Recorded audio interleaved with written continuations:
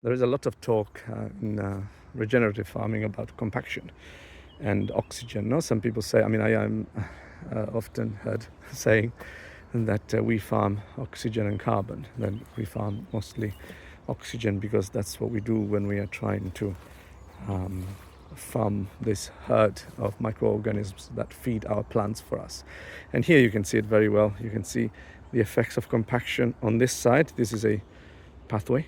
So you can see that on this side of these beds, there is very bad effects. There are visible effects of the compaction of the ground here. There's a lot of stones and also a lot of compacted clay, despite us ripping through with the subsoiler. And you can see the size of the plants is really miserable compared to when we move on to slightly bigger and more decompacted soil.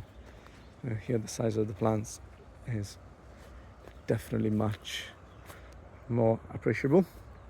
And as we move back, you see that both the lettuces interplanted and the aubergines become smaller and smaller and smaller, and you see signs of deficiency.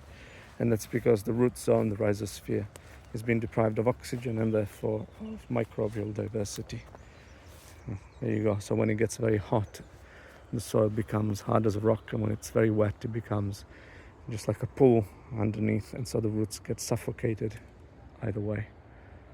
On your right here, you can see the